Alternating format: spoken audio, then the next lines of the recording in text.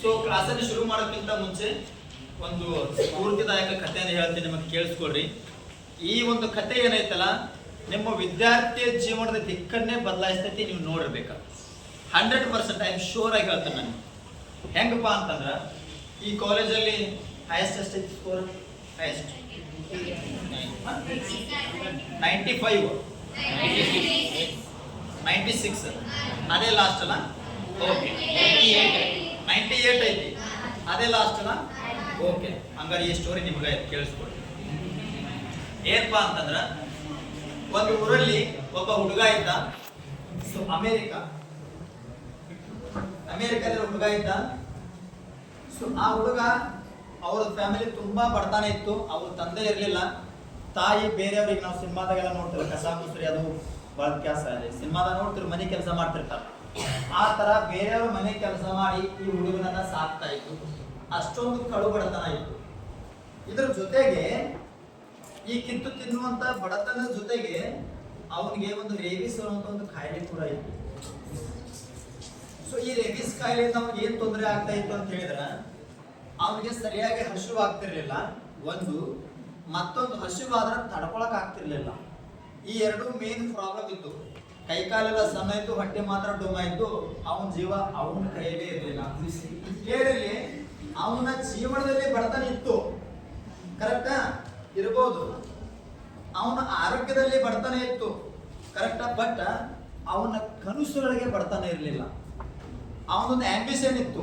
ಏನಪ್ಪ, ನಾನು international level ಅಲ್ಲಿ ಫುಟ್ಬಾಲ್ ಪ್ಲೇಯರ್ ಆಗ್ಬೇಕು ಅನ್ನೋದು ಅವನ ಡ್ರೀಮ್ ಆಗಿತ್ತು.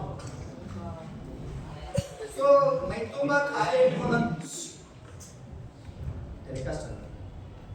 ಸೊ ಏನಪ್ಪಾ ಅಂತಂದ್ರೆ, ಮೈ ತುಂಬಾ ಕಾಯಿಲೆ ಇದ್ರು ಕೂಡ ಆತನ ಕನಸಿಗೆ ಏನಪ್ಪಾ ಅಂತಂದ್ರೆ ಬಡತಾನೆ ಇರಲಿಲ್ಲ. ಒಂದ್ರೆ ಹೆಂಗ ರೋಡ್ ನಡ್ಕೊಂಡು ಹೋಗ್ಬೇಕಾದ್ರೆ ಒಂದು ಬ್ಯಾನರ್ ಹಾಕಿದ್ರು, ಇಂಥ ಸ್ಟೇಡಿಯಂದಾಗ ಇಂಥ ಜಾಗದಾಗ ಫುಟ್ಬಾಲ್ ಮ್ಯಾಚ್ ಐತಿ ಅಂತ ಹೇಳಿ ಬ್ಯಾನರ್ ಹಾಕಿದ್ರು. ಅದನ್ನ ನೋಡಿ ಸಿಕ್ಕಾಪಟ್ಟೆ ಖುಷಿ ಆಯ್ತು. ನಮ್ಗೆ ಖುಷಿ ಯಾಕಾಯ್ತಪ್ಪ ಅಂತ ಹೇಳಿದ್ರ, ಆ ಬ್ಯಾನರ್ ನೋಡಿ ಅಲ್ಲ, ಅಲ್ಲಿ ಅವನ ಇಷ್ಟ ಅಂದ್ರೆ ಈಗ ಅವನ ಒಬ್ಬ ಸೆಲೆಬ್ರಿಟಿ ಅಲ್ಲಿ ಬಂದಿದ್ದ. ಈಗ ನಾವು ಹೆಂಗ್ ವಿರಾಟ್ ಕೊಹ್ಲಿ ಅವ್ರಿಗೆ ಇಷ್ಟಪಡ್ತೀವಲ್ಲ, ಹಂಗ ಓಜೆ ಸಿಂಗ್ ಸಂಗ್ ಅವನ ಹೆಸರು, ಹುಡುಗನ ಹೆಸರು. ಸೊ ಅಲ್ಲಿ ಇದ್ದಂತ ಒಬ್ಬ ಆಟಗಾರ ಯಾರಪ್ಪ ಅಂತಂದ್ರ ಓಲ್ಸೆ. ಯಾರು?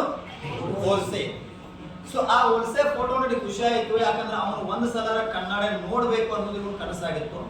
ಇಂಥ ಸ್ಟೇಡಿಯಂದಾಗ ಅನ್ನನೇವ ತುಂಬಾ ಖುಷಿ ಪಟ್ಟು ಮ್ಯಾಚ್ ಇರುವುದಿನ ಅಲ್ಲಿ ಹೋದ. ಇವನಿಗೆ ಸಿಕ್ಕಾಪಟ್ಟೆ ಬಡತನ.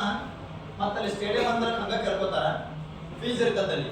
ಇವು ಫೀಸ್ ಎಲ್ಲ ಇರೋದು ಹೆಂಗೋ ಸಂಜೆ ಸಣ್ಣ ಕೊಳ್ಳಗ ಆಟ ಇದ್ದ, ಬಡಕಾಗಿ ತಳ ಗೆಡ್ಡಗೆ ಇದ್ದ, ಹೆಂಗೆ ಒಂದು ಜನದಟ್ಟಣೆ ಒಳಗೆ ಹೋದ. ಬಟ್ ಎಲ್ಲಾರು ಚೇರ್ ಮೇಲೆ ಕೂತಿದ್ರಿವ, ಗ್ರೌಂಡ್ ಒಳಗಡೆ ನೆಲದ ಮೇಲೆ ಕುಂತಿದ್ದ. ಏನೋ ಅಲ್ಲಿರೋ ಮ್ಯಾನೇಜ್ಮೆಂಟ್ ಹೋಗ್ಲಿ ಬೇಡ ಸುಮ್ಮಾಗಿದ್ರು. ಆಟ ಇನ್ನು ಶುರು ಆಗಿಲ್ಲ, ಶುರು ಆಗ್ಬೇಕು ಇನ್ನೇನ. ಆಟ ಶುರುವಾಯ್ತು, ಒಂದು 5 ನಿಮಿಷ ಆಗಿತ್ತು, ಹಸಿವಾಗ್ಬೇಕು. ಪ್ರಾಬ್ಲಮ್ ಬೇರೆ ಇತ್ತಲ್ಲ, ತಡ್ಕೊಳಕ್ಕಾಗೋದಿಲ್ಲ. ಈಗ ಎದ್ದು ಹೊರಗೂ ಹೋಗಕ್ಕಾಗೋದಿಲ್ಲ. ಎದ್ದು ಹೊರಗಡೆ ಹೋದ್ರ ವಾಪಸ್ ಒಳಗೆ ಬರ್ಬಂದು ಗ್ಯಾರಂಟಿ ಇಲ್ಲ. ಆಗಲೇ ಏನೋ ಜನ ಇದ್ರು ಹಂಗ ದಾಟಿ ಬಂದಿದ್ದ. ಈಗ ಎಲ್ಲ ಒಳಗೆ ಬಂದ್ಬಿಟ್ರೆ ಹೊರಗಡೆ ದುಡಿದಿಲ್ಲ, ಅಲ್ಲೇ ಕುಂದಿರ್ಬೇಕು, ತ್ರಾಸ ಆಗಕ್ಕೆ ಶುರುವಾಯ್ತು. ಯಾರೋ ಒಬ್ರು ಮೇಲ್ಗಡೆ ಬಂದು ತಿಂತಾ ಇದ್ದೀರೇನು, ಅವ್ರಿಗೆ ಅದು ಇಷ್ಟ ಆಗ್ಲಿಲ್ಲ, ಅದನ್ನ ತೆಗೆದು ಒಗೆದು ಬಿಟ್ರು. ಅದು ಸೀದಾ ಬಂದು ಇವ್ನು ಮುಂದೆ ಬಿತ್ತು. ಅದು ಮಣ್ಣು ಹತ್ತಿ ಐತಿ, ಹೆಂಜಲ ಗಿಂಜಲ ಏನೂ ನೋಡಲಿಲ್ಲ. ಸುಮ್ಮನೆ ಗಬ ತಿಂದುಬಿಟ್ಟ. ಮ್ಯಾಚ್ ಎಲ್ಲ ಶುರುವಾಯಿತು. ಮ್ಯಾಚ್ ಕೂಡ ಮುಗೀತು. ಇವನೊಬ್ಬ ಸೆಲೆಬ್ರಿಟಿ ಹೋಲಿಸಿ ಅಲ್ಲೆಲ್ಲ ಅವ್ರಿಗೆ ಆಟೋಗ್ರಾಫ್ ಹಾಕಕ್ಕೆ ಬಂದಿದ್ದ. ಅಲ್ಲಿರುವಂಥ ಎಲ್ಲರೂ ಆಟಗಾರ ಏನಂತಾರ, ಇವನು ಆಟೋಗ್ರಾಫ್ ತಗೋತಾ ಇದ್ರು. ಈಗ ಎಲ್ಲರಿಗೂ ಆಟೋಗ್ರಾಫ್ ಹಾಕ್ತಿದ್ದ. ಏನು ಓಜೆ ಸಿಂಗ್ ಹೋದ, ಕುಳ್ಳಗೈದ್ರೆ ಹಿಂಗೆ ಕೈ ಬಡ್ದವ್ರ. ಹಾಂ, ಏನಪ್ಪ ಸರ್, ನೀವೇನು ಅದ್ಭುತವಾಗಿ ಆಟ ಆಡ್ತೀರಿ ಸರ್, ನೀವಂದ್ರೆ ನನಗೆ ಭಾಳ ಇಷ್ಟ ಸರ್, ನೀವು ನಾನು ನಿಮ್ಮ ಫ್ಯಾನ್ ರೀ ಸರ್. ಹೌದಾ? ಓಕೆ ಏನು ಸರ್. ಮತ್ತೆ ಹಿಂಗೆ ಮಾಡ್ದ. ಮತ್ತೆ ಈ ಥರ ಬಂದು ಏನು ಮಾಡ್ದ, ಸರ್ ನೀವೇನು ಫಾಸ್ಟಾಗಿ ಓಡ್ತೀರಿ ಸರ್, ನೀವು ಓಡಾಕತ್ರ ಕಾಲ ಕಾಣೋದು ನೋಡ್ರಿ, ಅಷ್ಟು ಬೇಗವಾಗಿ ಓಡ್ತೀರಿ ಅಂತಂದ. ಹೌದಾ? ಓಕೆ, ಥ್ಯಾಂಕ್ ಯು ಅಂತಂದ. ಮತ್ತೆ ಹೋಗಿ ಕೇಳ ಸ್ವಲ್ಪ ಸಿಟ್ಟು ಅಂತ, ಏನು ಹೇಳ್ಪ ನಿಂದು ಸರ್. ಮತ್ತೇನಪ್ಪ ಅಂತಂದ್ರೆ, ನೀವು ಇಲ್ಲಿ ತನಕ ಎಷ್ಟು ಮೆಡಲ್ ಗೆದ್ದಿರಲ್ಲ, ಎಲ್ಲೆಲ್ಲಿ ಮ್ಯಾಚ್ ಆಡಿರಿ, ಏನೇನು ಅವಾರ್ಡ್ ವಿನ್ ಆಗಿರಿ, ಎಷ್ಟೆಷ್ಟು ಪದಕಗಳನ್ನ ಪಡ್ಕೊಂಡಿರಲ್ಲ, ನಿಮ್ಗೆಲ್ಲ ಹಿಸ್ಟ್ರಿನ ಇದ್ರೆ ನನ್ನ ಕಡೆ ಅದನ್ನೆಲ್ಲ ಕಂಪ್ಲೀಟ್ ಒಂದು ನೋಟ್ಸ್ ಮಾಡಿ ಇಟ್ಕೊಂಡ್ರಿ. ಅವಾಗ ಅದನ್ನ ತೆಗೆದು ನೋಡ್ತಿರ್ತೀನಿ ರೀ ಅನ್ನ. ಹೌದಾ? ಕೇಕ್ ತಪ್ಪ ಅಂತಂದ. ಮತ್ತೆ ಒಂದು 2 ನಿಮಿಷ ಬಿಟ್ಟು ಹೋಗಿ ಹಿಂಗೆ ಬರ್ದ ಸ್ವಲ್ಪ ಅವ್ನು ಬಿ ಪಿ ಏನು ಹೇಳ ಮತ್ತೆ ಅದು ಹೊರಗೆ ಹಾಕಿಸ್ಬಿಡ್ತಾನೆ ಅಂತ. ಆವಾಗ ಈತ ಹೇಳ್ದ ಕೆನ್ಸ್ತಾರದ ಸ್ವಲ್ಪ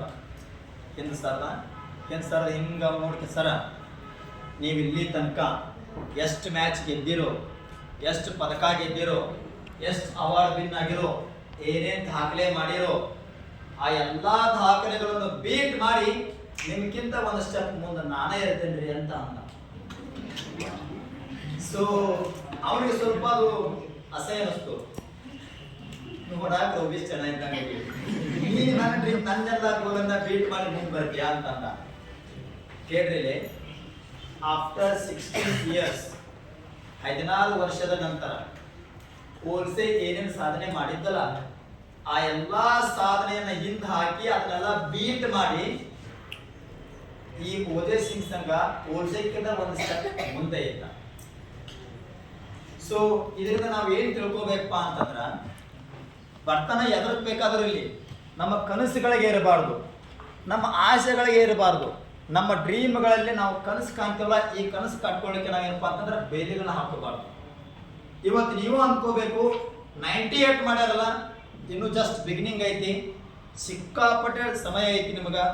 ನೀವು ಕರೆಕ್ಟಾಗಿ ಫೋಕಸ್ ಮಾಡಿ ಒನ್ ಥಿಂಗ್ ಮೇಲೆ ಕೆಲಸ ಮಾಡಿದ್ರೆ ಒಂದ್ರ ಮೇಲೆ ಅಷ್ಟೇ ಫೋಕಸ್ ಮಾಡ್ತಾ ನಿಮ್ಮ ಸರ್ವಶಕ್ತಿಯನ್ನು ಒಂದ್ರ ಮೇಲೆ ಫೋಕಸ್ ಮಾಡಿ ಸತತವಾಗಿ ನೀವು ಪ್ರಯತ್ನ ಮಾಡ್ತಾ ಬಂದ್ರಪ್ಪ ಅಂತಂದ್ರೆ ನೀವು ಕೂಡ 99 ಮಾಡಿ ನಿಮ್ದೇ ಇಲ್ಲೇ ಏನಪ್ಪಾ ಅಂತಂದ್ರೆ ನಿಮ್ಮ ರೆಕಾರ್ಡ್ ವೇಟ್ ಮಾಡಕ್ 10-15 ವರ್ಷ ಆದ್ರೂ ಕೂಡ ವೇಟ್ ಮಾಡ್ಬೇಕು ಬೇರೆ ವಿದ್ಯಾರ್ಥಿಗಳು. ಆ ಥರ ಅಚೀವ್ ನೀವು ಮಾಡಲಿ ಅನ್ನೋದೇ ನನ್ನ ಆಸೆ. ಓಕೆನಾ?